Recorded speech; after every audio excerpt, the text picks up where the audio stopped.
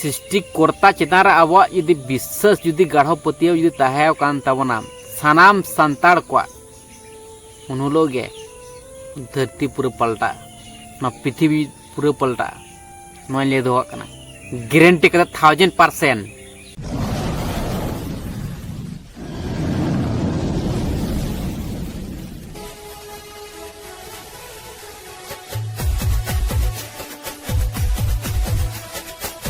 अकय बांको पतिया सृष्टिकर्ता मेनाया मेनते अकय बांको पतिया नितो एमन हालात रे बन हेज चाबाव कना मुचाद चाबाव कना बन सांताड़ को बन पूरा बन चाबाव कना आ उनको का परसेंटेज से उनको तीना कोटी मिना को माने एटा जाति को ओना दबन नेला हिमसिम चाबाव बन तार मध्य जहाँ तीना सांताड़ मेना बना उनको जो बन खोजा चे बन चिका दरे अब उयर खुना हो बायरे हुआ कारण दो हुआ कना अबरन सृष्टिकर्ता जहाय कना उनरेन गे आबो हनपन कना बन सृष्टिकर्ता चेतान रे आबो जुदी विश्वास जुदी गाढ़ो पतियो जुदी ताहेव कान ताबोना सानाम सांताड़ को उन गे धरती पूरा पलटा ना पृथ्वी पूरा पलटा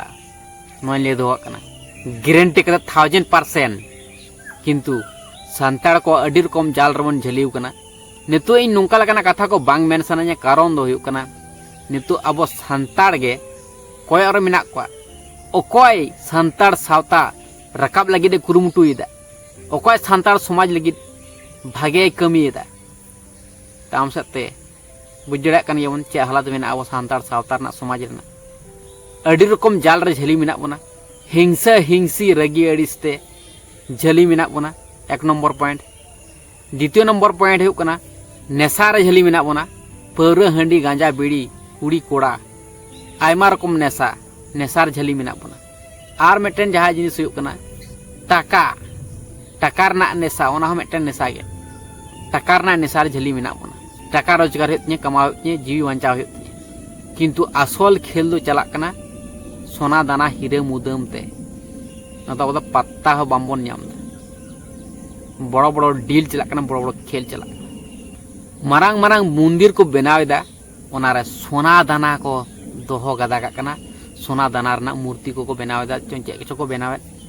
झोतो को दखल जनक कना ओका ओका जायगा करे दो टाका पैसा दो बांग को हतावा हर सोना दाना को हतावा तबेना आम जहान हताव सना मेया ओना को एमामा बुलुंग हुयो चीनी हुयो कोयला हुयो पेट्रोल हुयो डीजल हुयो दा हुयो जहाना जिनिस केम हतावा ओंडे सोना को हतावा टाका पैसा तो बांग को हतावा ना कागज ना दाम दो बनु उनको ठेन अब तो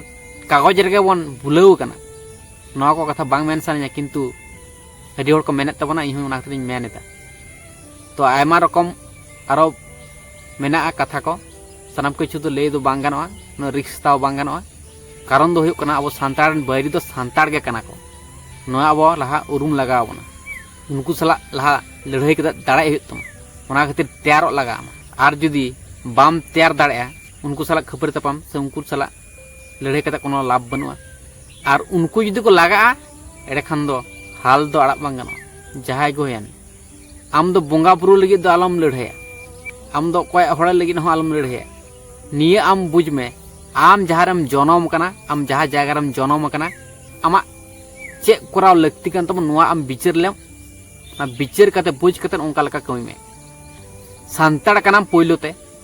धरतीपुर रेन मालिक कनाम नो भारत वर्ष रेन मालिक कनाम ताले चे चिका लगामा पोइलोते आम बांचा हुयुक तमा नुआ जमी जायगा बांचा हुयुक तमा आमा जहाँ उद्देश्य ओना पूरण हुयुक तमा हर साल खपरी तपम लगाव कते महानत उदू कते बिराट पावर तीन बिराट दाड़े तीन उदू कते कोनो फायदा बनुआ जहाँ आमा टारगेट ओना लहा पूरा लेम नुआ गे जीवी दे खोजवा हर साल खपरी तपम लगाव कते महानत तो इदू एना बिराट व्यापार कदኝ आमा जीवी लगित कई में नुआ जनम रे तो अकय हो चिली हो बांग कना को आमरन जहाय जो हुयन जहाँ तीन सुरन हड़े हुयन डंगरी मेरम भिड़ी गाते गापाते पेड़ा प्रभु आयो बाबा बया मिश्रा गिद्रे बहु अकय हो आमरेन दो बांग कना को आम दो निजे गे मेटेन गे कनाम आम दो एकला गया आमा जहाँ जीवी ओना दो एकला गया मेटेन गे कोय सला जोड़ाव कते मेना की बारिया जीव जोड़ाव कना जहाय बहु जमाय कना किन उनकिना मने मिलन कना को मेना जुरी परी ताले मने मिलन कना ओना मिदटेन आलादा मिलन और जहां जॉइन कते मेना ओना मिदटेन आलादा मिलन ताले कोय सला हो जॉइन कते बनु तोना नोआ जीवी ओना खातिर आमरन शत्रु दो आमरन ओड़ा हड़ को होय दड़या आमरन पाड़ा प्रतिबेशी होको होय दड़या आमरन गाते होको होय दड़या आमरन सगई हड़ होको होय दड़या दुनिया धरती रे जहां तिना मेना को सनाम हड़ गे आमरन शत्रु को होय दड़या किंतु बुझ कते लहा से माड़ांग में सब समय अलर्ट रे सतर्क करे तहन लगती मेना अकय तिरे भिलेन गदो आय नोआ दो ले दो बांग गानोआ कारण दो है कना मनमी जीवन रे जहां गे छुरी मियाय छुरी दो आमा हड़मो रे काथाड़ाव गया है से बांग अकय कनाय ना दो बांग मेटारा जे आयो बाबा छुरी दो बांग काथाड़ावा हड़मो रे से बोया मिसरा छुरी दो बांग काथाड़ावा हड़मो रे से पेड़ा प्रभुआ छुरी दो बांग काथाड़ावा आमा हड़मो रे से अतु मोड़ा हड़ को से पाड़ा प्रतिबेशी हड़ को छुरी दो बांग गाथाड़ावा आमा हड़मो रे नोआ दो ले दो बांग गानोआ तो ओना खातिर आम दम एकला गया ओना खातिर अकय चितान भरोसा बांग कते अकय चितान पतियो बांग कते उनका लेका बांचा में आम निजे गयाम मिहड़ गयाम किंतु जहां जुदी आम पतियो आम करना हो पतियो लगती मेना समय विशेष उनका लेका बुझ कते नोआ धरती रे नोआ दुनिया रेन पतियो लेकान दो अकय हो बनु को अकय आम पतियो या जहां आम पतियो या उनी को धोखा एमामा जहां गेम पतियो या पतियो लेकान दो अकय कान अकय हो बनु को निजेरेन बहु गिद्रा हो धोखा को एमो कना निजेरेन आयो बाबा हो धोखा को माओ कना है से बांग ताले अकय आम पतियो या पतियो लेकान जुदी जहां मेनाया उनी दो हुयो कना सिरजोनिया जहां सृष्टिकर्ता पतियो में उनी आम तीसरे धोखा बाय मामा किंतु आमा कर्म रना फल दो भोग्य हुयो तमा चेम चिके आम जहां कर्म ओना फल तो आम भोग्य हुयो तमा है से बांग सृष्टिकर्ता दो उनी दो रोड बाय रोडेदा बुझाव मिया उनी दो मिनास तू दुड़ु कना आमा कमी नेलत तमाय भागेम कमी से बड़ी एम कमीदा दानांग रे पाचेत बड़ी एम कमी आर समांग एकदम उदुगु कना अडी चरक अडी नपाय हर आर न्यूद निंदे दानांग रे उकुर दो आम बड़ी एम कमीदा सानाम किछु उनी नोटिस तमाय सानाम किछु नोट कते दोहो काग कना आमा हो हिसाब हुयुआ प्रत्येकटी जिनिस रना हिसाब हुयुआ दानांग खनम बारिंग कना से समांग खनम बारिंग कना समांग खनम एटेगिंग कना और तायम खनम एटेगिंग कान रहो सिरजुनिया दो नेयल कान गया आमा हो हिसाब हुयुआ दानांग खनम एटेगिंग कना मने कदा बांचाव नहीं बाय न्याम कदी ना सिस्टम के बनु ना लॉजिक के बनु लॉजिक कोना बायरे ओना दो ना जुग के बनु उनका लकाने जुग के बनु नवा दिसोम रे नवा धरती रे नवा महा विश्व रे जे आम बाय नेले मे सिरजोनिया जहाय सृष्टिकर्ता सब समय में फुलोय मे आमा हो हिसाब हुयुआ मिद दिन तो ओना खातिर झोतो खना चाहे मारांग बुंगा बुरु कनाय चाहे सनाम किछु सृष्टि कदा सनाम किछु बनाव कदा सनाम मनमी बनाव का उनाय दिकु छतिक बात करते सेटा जाति को उनको को बांग सेलेक्ट को हुयुआ एटा जाति को सला खबर तपम लगाव कदा कोनो फायदा बनुआ आबो चिकतबन बांचा आबो चिकतबन माडांग अलहा से आबो सावता समाज चिकते नापाय तबना ओना बन उयहर मा आबरन बुंगा बुरु चितार चिकते पतियो बन दोया और पतियो दो चलगी बन दोया आबरन बुंगा बुरु चितार पतियो दोहो कते चे लाभ हुयुक कान तबना जहाना के आमा लाभ हुयुक कना तल चे लकाम पतियो को कना बड़ा कते हम पतियो को कना से बांग बड़ा कते हम पतियो को कना माने अडी रकमा व्यापार मेना सानाम किछु ले हो बांग गानो बाखान दो अडी हर को जोला हिंसे कते अडी किछु को करावा और निजेरा को खुतिया तो अडी रकमा उनका लेकना सिचुएशन हिजुआ तो सानाम हर के बुझना कुरुमुटी तोन पे सानाम किछु ले दो बांग गानोआ सानाम किछु ले हो उचित बांग काना तो बोतर का तो कोनो फायदा बनो से मिद दिन हलो नोआ दिसम दुनी खान चला गे हिवा ओना लहा आम दिसम हर जहां मी हर जुदिम बुझे होचो दाड़ाव का दिया उनी मी हर गे मिद दिन हलो गोटाय कपावा आर मिटन जहां कथा हुयुक कना तो नोआ कथाई मेन के गया जे आमरेन जहां तिने के पेड़ा प्रभु गाते गापाते निजेर ओड़ा होड़ जहाँ तीना के धरती रे मानवी मेना को सानाम होड़ के आमरन शत्रु को होय दाड़ेया नोआ कथाñ मेन के गया किंतु निया हो आबो बुझ लगती मेना तबना मानवी रूप तबन जन्म कना जखन आबोआ जहाँ कर्तव्य कना ओना दो कराव गे लगावना जहाय कना बोयहा से मिश्रा उनी सला जहाँ बोयहा सगै उनका लेका कराव दे हुई तीन से खपरी तापामों उनका लेखान दो बांग गानोआ आयो बाबा बोंगा बुरु लेका मनाव लगती मेना बोंगा बुरु लेका के मनाव किन गे हुआ जहाँ लेकान गे किन हुए पेड़ा प्रभु को हुजुआ को बोंगा लेका को मनाव को मेना को तले बोंगा लेका के मनाव लगती मेना जहाँ अब नियम श्रृंखला कना उना को तो मनाव गे लगावना तो नोआ जिनिसटा बो बुझ लगती मेना तबना मानमी दो भागे हो मेना को बड़ी हो मेना को तो बड़ी होड़ नेल काते उरुम कम भागे होड़ नेल काते अपनार कम अकय सला हो बड़ी व्यवहार से खराब व्यवहार दो दोहना लगती के बनवा शत्रु कनाय मेनते आम दो उनी सला बड़ी एम व्यवहार तो नोआ कथा तो बांग कना शत्रु हो सनाम होड़ दो बांग को हुआ शत्रु और बंधु नारना हो भाग मेना बंधु आमरन शत्रु हो जाए और शत्रु आमरन बंधु हो जाए सिचुएशन अनुजाई तला नौका लेका मेंटेन करते बन चला मन और पतियाव दो जुदी बन दोहय खान दो निजे चितान रे दोहय में और दोहय खान सिरजोनी चितान रे दोहय में अबरन बोंगा बुरु चितान रे दोहय में जहां के जहां लेका के होयन जहां तिना मानमी मेना बना आबो जखन मानमी रूप तमन जन्म कना आबो कर्तव्य बामबन हिड़िंग मन आबो जहां कर्म जहां कर्तव्य ओना को दोबन दिशा दोह कामन और निया बन उयर मान ना मानमी जीवन जायजुग लगित दो बांग काना किछु दिन लगित काना किछु बछर लगित काना ओना खातिर जहाय बोयहा मेसराम नाम जनाव काना निया मानमी जीवन रे उनी सला सुलुक ते कटा में भाले ते कटा में कारण दो हेकना नोआ अबना बोयहा सगै दो द्वितीय बार दो बांग हो नापाम दाड़ेया जहाय आमरेन आयो बाबा काना किन बोंगा बुरु समान बोंगा बुरु बाराबारी काना किन ताला निये जन्म रेगेम नाम का किने पपियन किन डकतेन चुरियन किन चावारन भाग्यान किन बड़ियन जहाँ लेकान किन हुयन उनकिन आम निये जन्म रम नाम का किने जखन बोंगा बुरु लेका मनाव किन में द्वितीय बार नुकिन आयो बाबा आमरन आयो बाबा हिसाब तेम नाम किन से बांग नोआ हो गारंटी बनुआ निजेरन पेड़ा प्रभु निजेरन गाते गपाते निजेरन अतु प्रतिवेशी जहां कम नाम का कुआ निजेरन शत्रु जहां गे को हुयन आमरन जहां शत्रु ने जन्म रेगेम नाम काट कुआ आरम नाम को सं दोढ़ा बारते उनको सला हो उनका लेका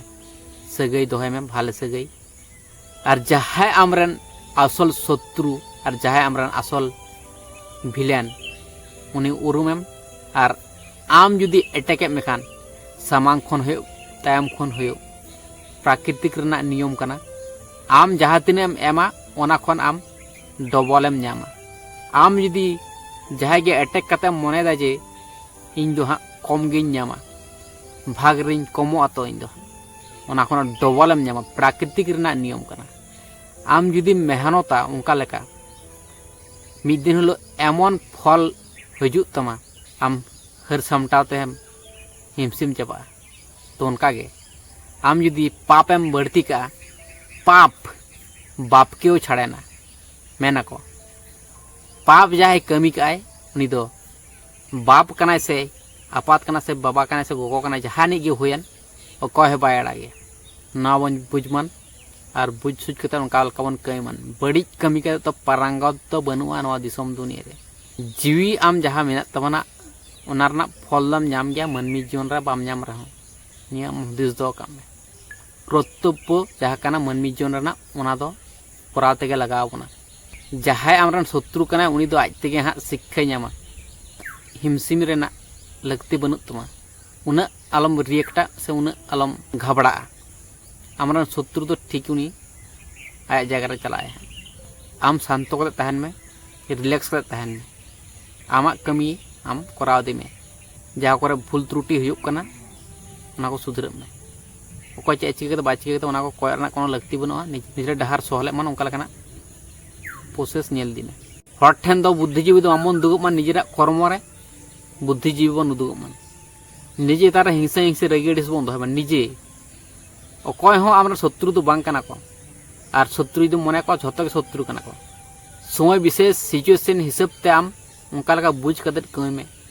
सनाम हर को मेना झतो कन मारांग शत्रु दो आम गे कना है से बांग आम लहा बुझ में आम बुझ कते तासन मारांग में सनाम हर गे निजे लगित उयहर चिंता भावना दोहय तवन पे आर जहाँ को जुदी निजे लगित माम पे उयहर चिंता भावना दाड़े कना हर साहाय्य को तवन पे भागे कमी तवन पे उनागे अडी मारांग कमी कना ना पतियो दोहय पे भागे पे कमी कते जित पे बुंगा तलाक कना से नवा दिसुम दुनिया खन पे चलाक कना आपे जहाँ शक्ति जहाँ एनार्जी ओना तहना जहाँ जीवी कना जीवी तो तहन तबन गया से ओना दो अमर गया ताले ओना जीवी रेना पावर बढ़ती गया भाले जगह चला गया भागे जुदुम कमी का जहाँ लेकिन सिचुएशन के होयन भागे दो बगी बांग गनो अड़ा बांग गनो जोतो बन दाड़ेआ हर हिंसा हिंसी रेगिडिस बांग कते हर उरुम कते बन साहाय्य को मन उनका लेकिन सिचुएशन रे तो माने सानाम हर के बन साहाय्य को मन आर ओका को समय दो बड़ाय कादे बन जे नुई हर तो धोखा बाज कना तार मध्य आरो जुदुम साहाय्य या खाल के कुमुरेम डाकावाय कान लेका हुआ उनी हर के आमी इंदन हलो अटैक में बचाव कदम आमगे और सबक में ताले जहाँ बुझ कदे जे धोखाबाज हर कना उनका लेकान हर दो आलम साहाय्य को द्वितीय बार तो मिद धार के सुधरब में मिद धाय धोखा एम काद में उनार के सुधरब में जे नुई दो धोखाबाज हर कना आदो पतियो बांग गानोआ आयमा हर को पतियो या दिसुम हर दा आम दो एकला बनुक में दिसुम रे हेसे ताले आयमा हर मेना को दिसुम रे ताले आम पतियो गे लगाव या उनका लेका कथा दो बांग कना जे आमा पतियो गे उन ठेन लगा आयमा हर आर को पतियो या उनी हर ताले आम दो चेदा उन्हें हिमसिमोग कना जे इंजे उन्हें पतियोnya से इंजे उन्हें पतियोया उनका तो कोनो फायदा बनुआ जहाँ धोखाबाज हर नि धोखाबाज गे ताहेना उनी तो तीसरो बा सुधरा धोखाबाज हर लगी दो आम मन कोनो दिन जायगा आलम दो अब सानतार को बन बुझ मान चे चिके लगती मेना तबना सारी छुट्टी का अब लय लेक्चर रे चिल धर्म क्रम निम निमाचर ओना पांजा तवन पे प्रत्येकटी हर बन पांजाय मान आर अब सारी छुट्टी जहाँ हर डहार कना ओना पांजा उडुक कते बन माना मान उनका लेका हफ्ते एखान गे दिसोम रे जुदी राज बन मने खान दो राज बन दाड़ेआ राज दिसोम रे राज ओना लय कथा दो सामान्य कथा कना ना राज एम नाम लेखान तिने किछु आम सुख शांति मेना मनमी जीवन रे ओना आम बुझ जड़े ओड़े खान आमा जुदी राज हुआ दिसोम रे जहाँ तिने जम ᱧᱩ থেকে शुरू करे मनमी जीवन रेना हड़मो रेना जहाँ तिने आराम सानाम किछु ᱧᱟᱢᱟ आम जुदीम राज दाड़ेआ दिसोम रे बलस रेम गितिया फ्लाइट रेम गितिया स्विमिंग पूल रेम तुपुना फ्लाइट ते मुडा पैराशूट ते मुडा अडी रकम सुख मेना मनमी जीवन रे अडी रकम सुख अडी सुख मेना मनमी जीवन रे जहाँ अब 1% हो बामबन नामदा 100% सुख मुद्दे रे 1% हो सुख बामबन हताव दाड़े कना उनका लेकान हालात रे मेना बना मनमी जीवन रे जहाँ असल सुख ना धुई दो आमन चलाव रे होयतो बाय चांस रे मेटेन हर जुदी चलाक कान खान अब सानतार को ताले नोंका लेकान हालात रे मेना बना तो जहाँ गे स्ट्रगल मेहनताय उनी होय चलाव दाड़ेआ आर राज लेखान दो आयमा हर गेबन चलाव दाड़ेआ उनागे सुधरत तवन पे आर बामबन सुधरत कान दो आबो गेबन तायमोआ लेतना चेद हो बनुआ तार आबो समान मेटेन पृथ्वी रे मेना बना ना बन हुदिस जंग मान गोटा दिसम दुनिया खोना जहाँ तीन कोटी कोटी ग्रह नक्षत्र मेना कोना खोना मेटेन पुटकी रे मेना बना ठीक है बन बुझ मान सृष्टिकर्ता चितान रे पतिया बन दोहय मान सिरजने चितान रे विश्वास बन दोहय मान और विश्वास बामन दोह लेखान दो चे हो चिका दिन बनुआ सानतार को ध्वंस ते दो सामान्य जिनिस तेगे हुआ ना लोभ लालच हिंसा हिंसी रेगे अड़िस बुल माताल ओना को तेगे हुआ और नेशा जाबतीय जिनिस तेगे अब सानतार को मुचाद दो विनाश दो हुआ ओना खन बढ़ती चेद हो बांग लगा और सापा करते गेले अड़ी किछु लगा अड़ी स्ट्रगल अड़ी मेहनत लगा अड़ी दिमाग लगाव लगा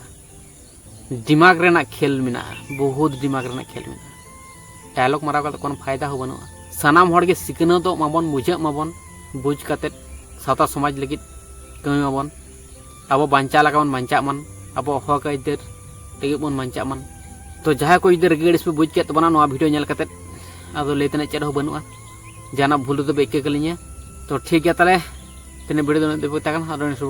चल साइड कोट जोहार।